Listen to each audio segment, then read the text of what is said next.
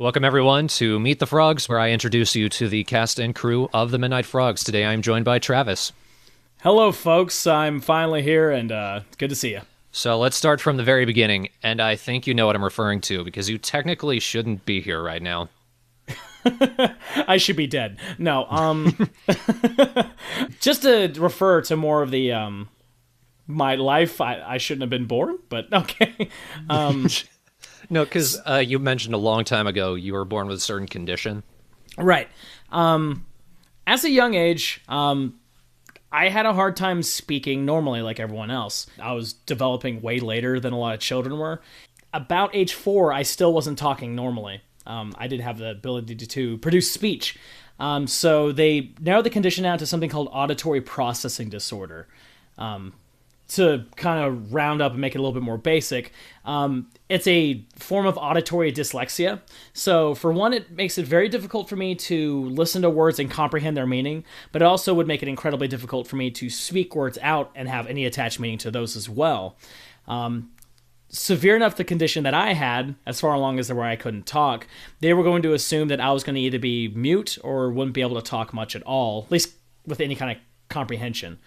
I've done at least vocal training and speaking training since age 4, since they found that out. So from this point that I'm 26, I've been doing it a little over 20 years. That's led me to have the ability to speak. So I always describe the fact that I wasn't meant to do this, at least initially. But at the same time, I think all the vocal training kind of helped. So that's always an interesting tidbit there. Kids, if you think you can do it, go for it. If you don't think you can do it, just go for it. Who cares? And then you went into voice acting, Yep. like of all things. You know what? I thought about that a bit more when that kind of got me attached to it. Beyond my general interest in cartoon and animation and voiceover and stuff like that, the way I learned to speak in a lot of situations was by mimicry, to the almost point of being like a parrot. I listened and how people would say things, and not just like how they said things, like the way their pitch would tend to move for certain ways people said certain words. Sometimes they got me into trouble in pronunciation. I wouldn't pronounce things the same way everyone else would. For example, I for many years, like until about maybe age 6 or 7, I thought my last name was Mulinix when it was actually Molinex. And the reason I thought it was that is because my teacher taught me it was Mulinex. And I would have distinct arguments with my parents going, no, it's Mulinex. So that's kind of how my brain works. It's definitely not as severe as it used to be. I've found my own ways of comprehension and speaking. I can tell you a lot of times I have to talk and just assume on good faith that my words have meaning. But other than that, yeah, I can comprehend and speak English like everyone else at that point, just a little bit differently. And that is genuinely interesting, because I think about everything I've heard you do and seen you do, and you're genuinely one of the most versatile and believable voice actors, at least on the internet, that I've even heard, not even just the people I've worked with, but heard overall. I get that kind of odd thing where I remember getting a lot of reviews and critiques from people that said that for some reason I blend very well with other people. I think a lot of it, again, when I think about it more, is my my ability to learn quickly from the people I speak to and my surroundings. A lot of times if I hear someone say something enough, I was able to produce a not necessarily perfectly mimicked voice, but the way you said it, I could mimic it perfectly. And there's a lot of situations where I was able to do silly impersonations and a lot of fun things like that as I was a kid. Nowadays, I can still do some fun ones of, just random actors or random characters and things like that. But a lot of it was what initially led me into being interested in voiceover, because, hey, these people were getting paid to do it? That's awesome. Plus, I've always loved cartoons and wanted to get involved in that world. I just luckily live in a place where exposure to that was pretty nice, and my family has always been very open to me being very creative and releasing those creative juices. So I've been very lucky in that situation. I mean, there's a lot of people with those kind of conditions that don't have those opportunities. So I'm thankful that I have the ability to speak pretty clearly at this point. There's a lot of points where you listen to me where I have to correct myself, but it is what it is. So then how long have you been voice acting as of now? At this point, when I was actually truly pursuing it, I was age 17. So that would be 9 years by now. What really got me interested in after the point about 17, where I actually thought of it as a legitimate career, was a article that I read that mentioned the Dallas-Fort Worth area where I live. By the way, I live in Texas, guys. The Dallas-Fort Worth area that I live is a pretty big market for it. At that point, not as big as it was now, but it was gaining steam in that point. And I thought, wait, as I said, wait, people make money at this? So I've always been interested in acting. Never thought I had the stage presence. I was always rather self-conscious about my appearance. So one of those things I said, hey, I can still act and hide behind a microphone and no one sees me. I'm all game for that. So my first ever audition was for Funimation for One Piece. So, I mean, I jumped right, feet first into it. Did a sucky job, but, it was that experience. I wanted to get to feel what it was to be legitimately involved with that. I thought it was pretty awesome that I got to try out for a main character of some big anime. I didn't know how awesome it was until afterwards, but it was one of those things I didn't realize how big of a project it was initially. But it definitely taught me that I need to garner more experience before I really try doing that again. As a recommendation to anyone who's interested in voiceover, take your time with it.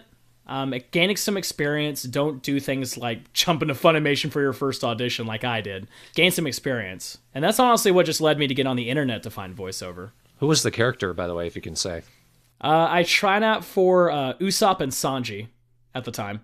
I think I did pretty well for Usopp. I was definitely cracking up the engineers and stuff like that just because I was doing it very wackily. But, it's one of those things at that point I thought I was awesome, and most people do when they're about just getting started, but it really took me a while, and looking back now, it's like, God, man, did I suck. But I've had a couple auditions with them afterwards. I have some friends that are now involved with that group of people, so beyond that, it was definitely a growing experience for me. There's nothing quite like recording inside of an actual recorded booth. What was interesting about this booth is that they, I would say in the last few years, moved to a nicer facility. I was at the not-so-nice facility, and when I went into the room there, their recording booth was pretty much like a porta potty with foam in it. It was a piece of shit. And I think they'd be willingly admitting that. But still, just to be able to go in a room and hear yourself in that nice microphone with those headphones on, nothing's quite like it. And honestly, that experience really led me to go, okay, I need to make this a career. And you have done it professionally since. Mm-hmm. What are some examples of the professional work you've done? More of the professional work that I've done for those. I've done some, I did a lot of local radio spots for some stations that we have around the area. There's certain realms, well, at least I can't go into too much detail of what I've done. I can tell you basic gists. I've done a couple of audiobooks, done some Flash/video game sort of things, so animations of video games. Let's see. I've done some little commercials here and there. Some of them were used for international use from Voices.com. By the way, Voices.com is a site where you can make money off of your voiceovers, even from home. That's a lot of it, honestly. I mean, for a while there, I was doing a lot for fun, just to get the experience there. So I'm kind of a slow start, but also I'm one of those people that's just thinking about it realistically. I mean, hell, when you want to do voiceover initially, you still have to do other jobs, so I've been offered a lot of work, though. I mean, it's been definitely a very interesting experience. And as I can say, I think I'm incredibly lucky for what I've had, for sure. Do you have any favorite characters or projects you've voiced? And this can include professional, internet, pretty much everything you've done. I mean, I do have definitely fun voicing for things like Sergeant Frog and Jetters, just because the characters are so damn ridiculous. And also they're just characters on my own head, so those are always a lot of fun. There were some projects pretty early when I got started a lot on the internet where I got to, for example, it was an animated Flash based on a cartoon already where I voiced a crow with a top hat. It was from this series called Ruby Gloom, and it was a very cool kind of gothic-esque kind of series. I got to voice a character that was basically a clone of Commander Shepard in this sci-fi video game. I voiced the male protagonist, and I also voiced a character that looks, oddly enough, a lot like Adolf Hitler. He didn't sound like Adolf Hitler, but every time I saw the picture, and I would, when I was recording with the director, I kept on saying Mein Führer, and just to crack them up. But that was a great one, just because that was amazing. I remember I went to Anime Expo a couple years later after recording for that game, and I walked by this dealer's booth, and there my game was sitting right there for people to buy, and it just blew my mind that I didn't even expect to be there. I just walked up and see this box with a picture of my character on it going, oh my god, people are buying things I'm in. This is so cool. The giddiness for voiceover for me has never really stopped from very beginning. So I just thought that was pretty amazing. It's good you're getting paid for it then. Yeah, I mean, it's not quite to the point where I want to go. I mean, I want to make it a career. I'm having to work other jobs to pay bills, but it's a one step at a time process. There are people that are lucky and they'll get those jobs at age 19, 20, maybe even younger, but a job is just one job. Voice acting is a constant interview process. You're constantly going back trying to get new work. So, for those people who've gotten those jobs, good, definitely awesome, great for you getting in early. Just never stop. You got to keep going. Even people that are in the business constantly audition for new stuff, so it's a never-ending battle for that. You spend more time auditioning than you do actually having a job. God, it's not an easy job. Fun job. I always tell people it's one of those jobs that's not going to make you a lot of money, but if you love to do if you love to be an animator, if you love to be a voiceover, whatever, pursue that. It's you'll be a much happier adult when you do that. So your background with the Midnight Frogs. Your friend Ezekiru was originally asked to voice Viper in episode 4. Mm-hmm. It didn't quite work out, so he recommended you instead. And originally that was just going to be it, but when Yoshi and I got to write episode 7, Yoshi just randomly threw in the idea that Viper was Dororo's dad. And he's not even in that episode, but we just thought it was hilarious. So then we brought you back for it. That was my first proper Skype chat with you, just an hour before we actually got to recording. That set a precedent, believe me. I think it was just that one call I had with you, that first call, where I had so much fun just talking with you and kind of getting a sense of your sense of humor, which fit extremely well with mine. In fact, that was the call where you showed me Gary the Dragon. Yeah. So I think it was just one more call after that. Then I invited you to start Jetter's Abridged with me, and then eventually we brought you in to help write SFA, and here you are now. The odd thing is that kind of the way I got started with Ezzy was the same way that I got started with you, that initially it was just a job. I've, not to sound negative with that, I'm just saying, it was one of those things that, I did a number of voiceovers for people for a bridge series. I've done, probably up to 10 now, so maybe even more. But throughout the couple of years there, I was in and out of doing a bridge series like that. Got burned out at a point and wanted to kind of focus in a different direction, so I kind of phased away. But I still kept in contact. People just had a habit of finding me funny or weird and stuff like that, so they always kept me around. And then at a random point, Ezzy messages me after a long while and says, hey, this one person is just asking if they need a voiceover for this character for an abridged series, if you're cool with it, which... Not to sound rude, but I've been asked that before, and a lot of times like, fuck. No. Here we go again. That's fine. Yeah. You know the 3 videos we had up until then. Well, not in your sakes. Honestly, I didn't watch your series before I agreed to it. It's probably for the best. I watched it after I watched episode 4, and referential point wasn't there. There was a lot of points where I didn't understand what was going on. But I found it hilarious very quick. But when I got that moment to do the character, I said, all right, fine, I'll just try this one character. And I always loved doing that sort of voice, that sort of raspy. It's just so much fun. And playing a villain is always a lot of fun for me, too, because I never get to do it. I just have the friendliest voice, and it makes it a problem to sound evil. And you voiced more villains in SFA than any other character. I never understood that either. I think it's just because naturally I'm like, anyone could be like, hey, I'm just looking for this villain. Add me! Hey, me! Who, pick me! But I did that a lot at that point because I was just so used to voicing. I described a lot of when I was working with a lot of voiceover people. I said, you know what, I'm kind of starting to figure out what my voice niche is. It's people that get beat up. And usually it's the good guys that get beat up. So I was just like, I'm constantly that one character that gets beat up. And even when I was recording for things where the character usually kicked ass, I was always recording the part where they got beat up. So it's just like, I need to change this quickly. So at least when I got to that character, I was like, oh man, I get to pick a maniacal villain. Sweet. And he closes the video by exploding. Yeah, so it's full circle. But at least I found it a very interesting thing. And the more I started talking to you guys, I think it's when I got invited to that episode 7 podcast where we started talking about that, where I was just like, fuck it, I'll just be myself. So I just started cracking jokes and being a smartass like I usually am, and after that, your persistence kept on inviting me back and then asking me to write for stuff and all that, so here I am. Yeah. I think you answered your initial thoughts before and after you were given Viper. Mm-hmm. What have your thoughts been as your involvement with the team has grown?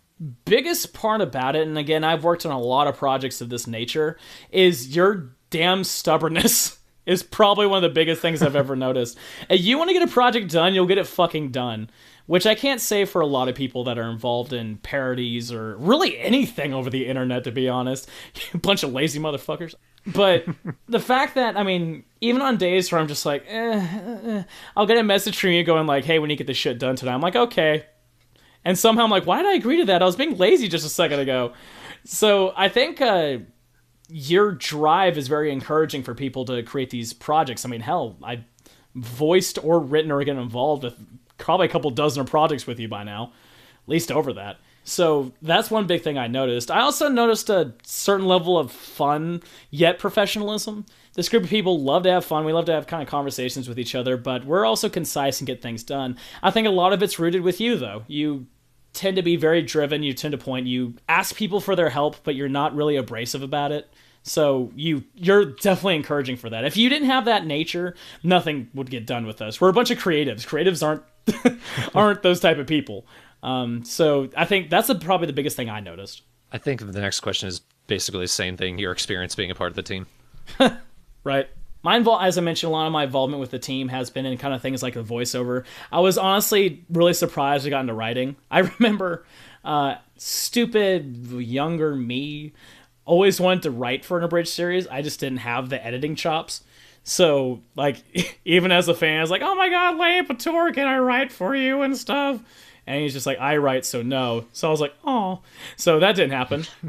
But, you know, I've always been a person who enjoyed writing almost as much as I enjoy voiceover, because half of my shit's just either, and it's not always out there, but I tend to glue myself into my stories a lot. So that's why a lot of times you watch these things and it's like, oh, there's a song in there. Oh, there's a character that's a lot like Travis, because it is me. Yeah. So when I got that opportunity to get offered for writing, I was just like, oh, I get to do something I wanted to do? Oh, fuck yes. I want to give this a shot.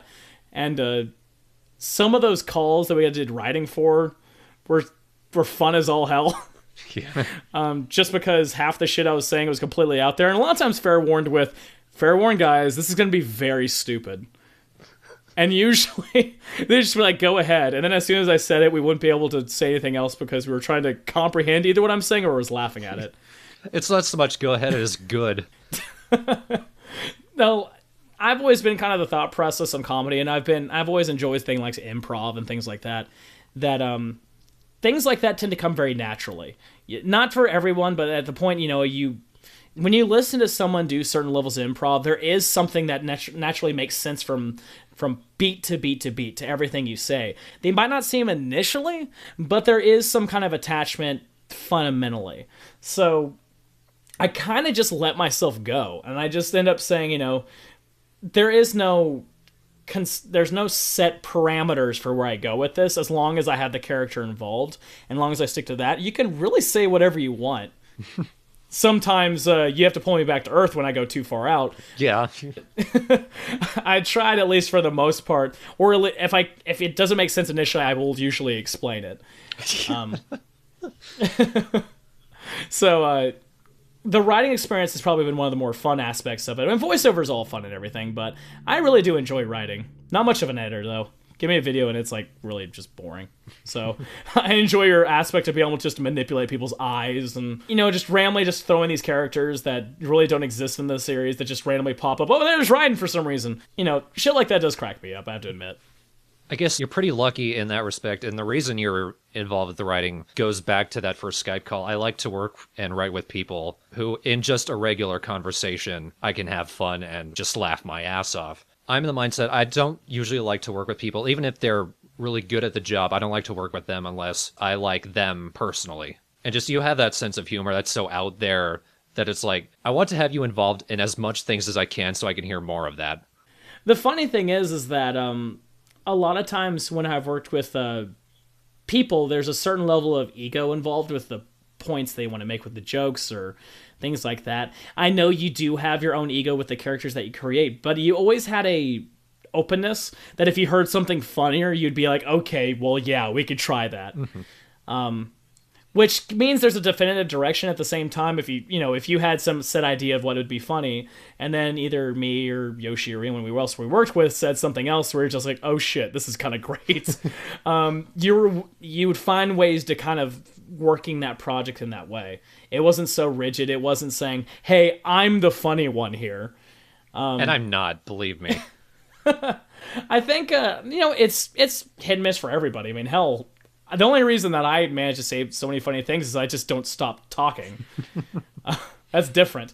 So, it's one of those situations that I think we support each other in that kind of correct way, that we tend to have the kind of right thought process to be like, okay, we can be zany enough, but we can stay within the rules that we've set for ourselves. Sometimes break them, but usually we stick to them. And I think that's what at least let us be so attached as a writing team for that, for sure. And we have fun with each other. We can get each other's jokes, so we can kind of predict each other's moves in that way. Yeah. I mentioned Jedders Abridged, which you co-write and voice. What were your thoughts when that started? My initial thought is, what the hell is this? I had no set parameters for the show, and honestly, it was kind of oh great, another series to write for. Maybe that's always my initial thought. Mainly because it's like, oh god, it's Bomberman. I have never seen this series. I'm going to have no referential points. This will be weird. What really, I guess, once we kind of buckled down and sat down and gave it a shot, I think it's when we started coming up with our characters that make it fun. Because that, as we always kind of say, our characters are kind of our own brain children. They might have some ideas from that thing, but the moment that I kind of came up with characters like Birdie, and we started thinking of characters like Mujo, that nothing like the character in the show. I can tell you now. If you see the series, nothing like him at all. It just was that kind of element where it's like, oh, well, I'm just making a series based on that material, so it's that much more fun. Basically, I still get to write whatever I want. But, it's the exposure to that show that I do enjoy writing for it. What I like it compared to things like Sergeant Frog is when I entered Sergeant Frog, those rules, those parameters that I've been talking about this entire time were set in stone. Your characters were there and everything like that. I simply walked into the situation, goes, hey, can I give my input? And it's always been like that for Sergeant Frog, to be perfectly honest. I was more of the input guy. But when it came to things like Jedders, I was a direct involvement. I was the one who also helped create the world that we end up creating with it, and the characters and things like that. I fleshed it out. So there is a little bit more natural attachment to those characters overall. And a lot of that has to do with that. But yeah, I love working on Jedders. I like working on everything. I'm always game for everything. Good, because I'm not letting you go anywhere anytime soon. Son of a bitch. I'm sorry, wait, what?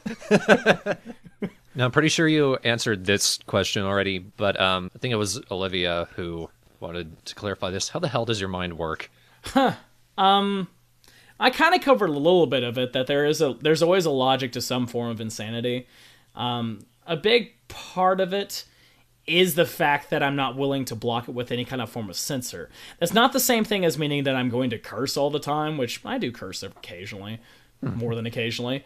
But a lot of it comes from a background of finding, of course, any kind of comedy base. I've had my foundations where I found comedy, but I always just found it as simply a foundation. My biggest trick to comedy, and you've always mentioned that I've been good with timing, is that it's timing. You can say one joke in a certain way, it'd be the same word-for-word line in one way versus another, and one person will find one version funnier than the other. Because at the end of the day, I mean, it's all the timing. It's knowing when to say it, where to say it, and not being afraid to say it. I'm not one of those comedians that outright tries to go with shock value or anything like that. I tend to find these random attachments and kind of just trust myself to come up with these random ideas on the fly. Because a lot of times, if I come up with something and I'll throw in the word alligator on it, it's usually just because when I told that joke to myself in my head, it made me laugh. So then I just say it. Is that why you always put lockjaw and everything? I just find lockjaw such a ridiculous kind of illness anyway. I mean, at some point, I've never really met anyone with lockjaw. Plus, the word itself, lockjaw, is just kind of a fun word to say. That sounds so wrong. But, my thought process, at least working with things like my auditory processing disorder, is that I kind of always had to trust myself by just kind of leaping forward when I speak. I don't have too much forward thinking in that regard to where I can say, okay, what I'm going to say is going to completely make sense. I just kind of have to trust myself.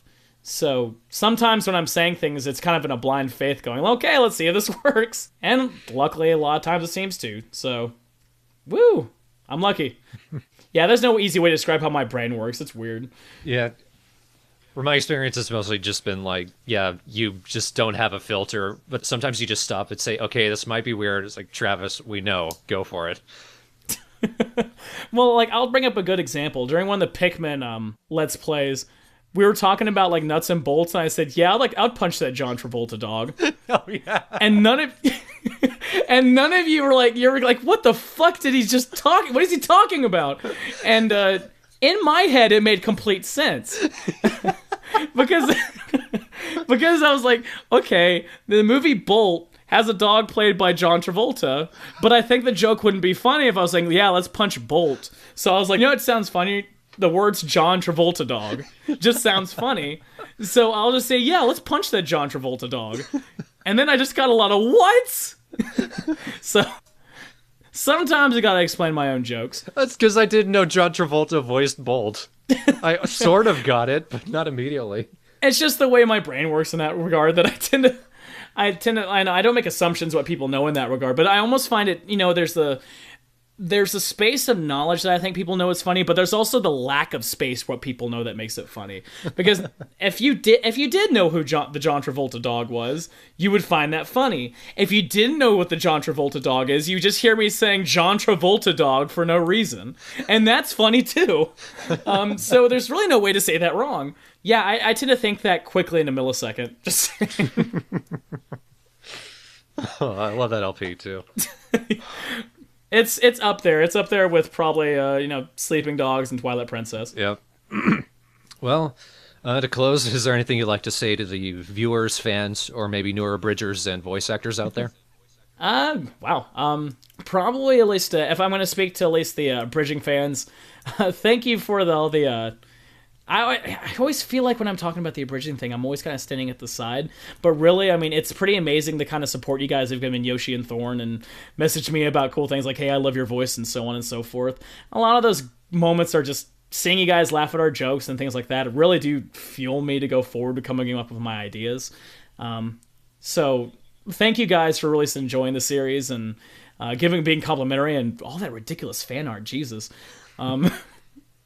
I can't live without that fan art. That stuff is amazing. I think it's amazing how you guys been listening in or just watching what we're doing and just being entertained by it. I've always been someone who enjoyed entertaining people, so thank you for being entertained by our bullshit.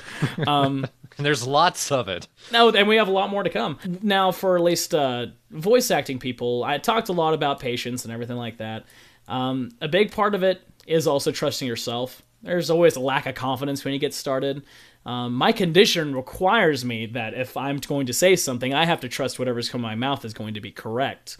There is a part of that in voiceover. Everyone has the capabilities of doing what they want and also has the capabilities of speaking and clearly and things like that. There's speech impediments and things like that can get in your way, but it's not something that would be impossible to work through or find your niche. If I was told that I couldn't talk and then I could, let's just say that there's opportunities out there that present to people that allow them to do what they want to do. And I'm always for people trying to encourage themselves and be supportive of their ideas and their dreams. Because if you end up giving up your dreams, how fun would life be if I was just like, I'm going to work and get a paycheck and that's it? If you want to get into voiceover, best thing you can possibly do is experience and learning.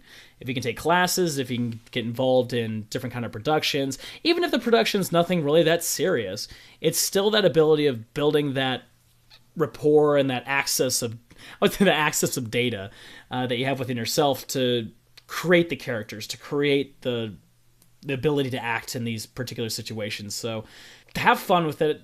Just try your best. Just work hard at it. And honestly, if that's something you want to do, I think anyone who has that much drive can do it. So just keep kicking ass and taking names and all that. I talk a lot. Did you know that, guys? I didn't think you knew that. It's an interview. Yeah. But yeah, thank you guys for listening to me come with all these random bullshit voices and characters. It's always fun. And thank you, man. Thanks for this interview. I'm sure you guys will find it entertaining or possibly boring. So if you find it boring, you should have turned it off earlier. Why are you listening now, stupid?